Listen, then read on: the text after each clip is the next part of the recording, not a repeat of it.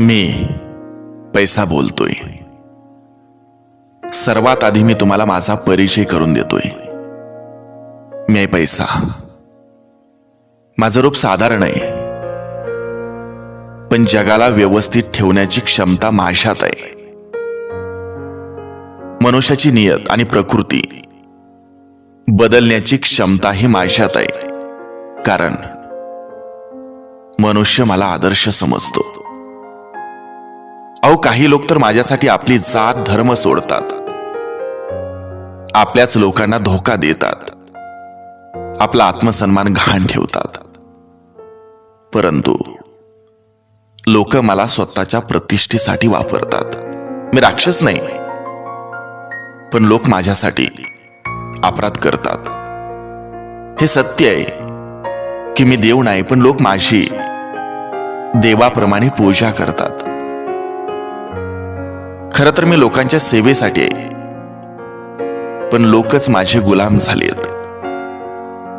मी कधी कुणासाठी त्याग नाही केला, पण लोक माझ्यासाठी स्वतःचाही जीव देतात, तर कधी दुसऱ्याचा जीवही घेतात. मला तुम्हाला काही गोष्टी लक्षात आणून द्यायचेत, सांगायचेत. मी तुम्हाला सगळं विकत घेऊन देऊ शकतो.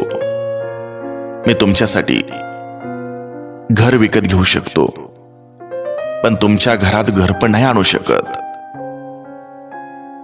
मी तुमच्यासाठी औषध आणू शकतो, पण तुमचं वय नाही वाढवू शकत. मी तुमच्यासाठी घड्याळ विकत घेऊ शकतो, पण गेलेली वेळ नाही. मी तुमच्यासाठी मोठं पद विकत घेऊ शकतो, पण आदर नाही.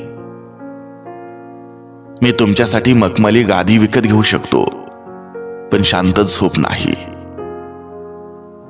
मी तुमच्यासाठी पुस्तकं विकत घेऊ शकतो, पण विद्या नाही.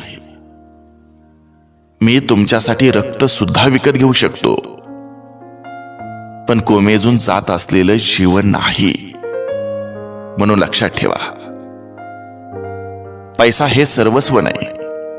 पैसा जरूर कमवा, पण त्यासाठी आयुष्यातले सुंदर क्षण गमावू नका.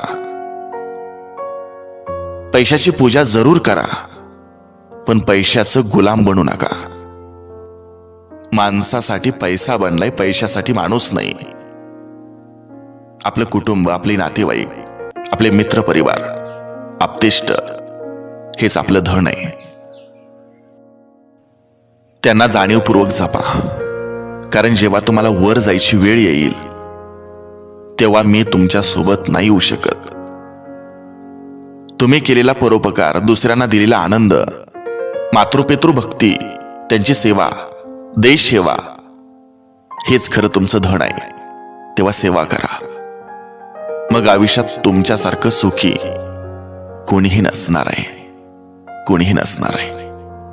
विचार करा. रसिकानो, दोस्तानो, हा विचार तुम्हाला कसा वाटला जरूर कळवा.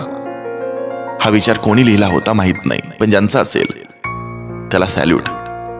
याचं सारं श्रेय त्याला. भेटूया अशा सुंदर विचारासह.